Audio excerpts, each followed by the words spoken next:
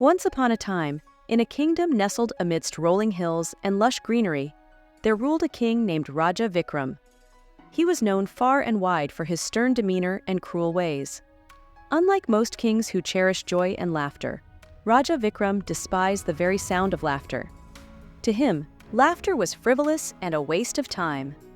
Under the joint rule of Raja Vikram and Amar, the kingdom underwent a remarkable transformation.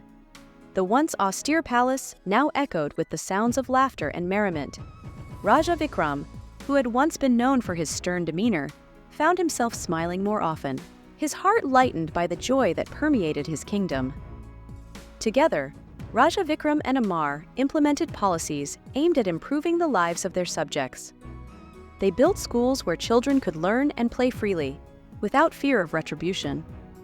They established healthcare facilities to ensure that every citizen had access to medical care.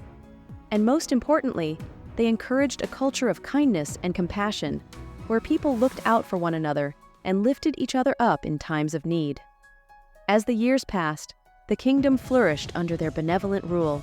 Trade flourished, the arts thrived, and the people lived in peace and harmony. It seemed as though nothing could tarnish the newfound happiness that had enveloped the kingdom. However, amidst the prosperity and joy, whispers of discontent began to spread.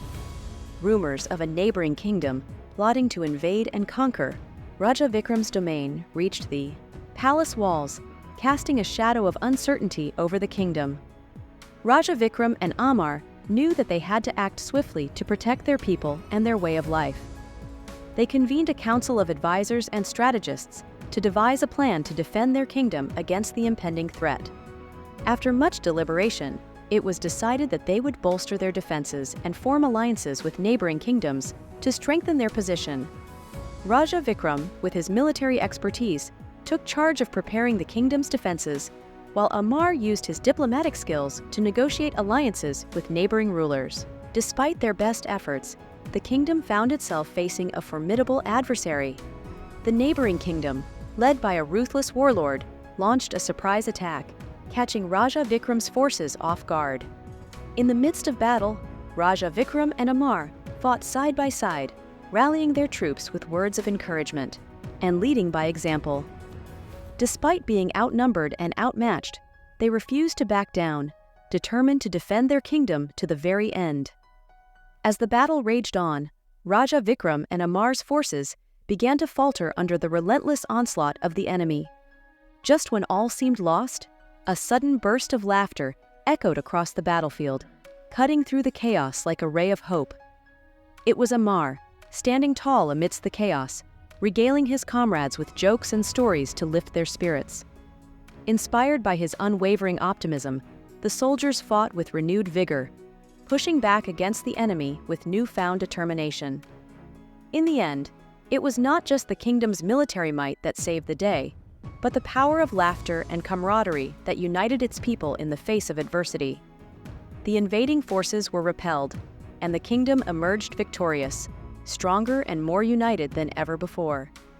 In the aftermath of the battle, Raja Vikram and Amar stood triumphantly amidst the ruins of the battlefield, their bond forged in the fires of war. They had faced their greatest challenge yet and emerged victorious, proving once and for all that laughter truly was the greatest weapon against tyranny and oppression.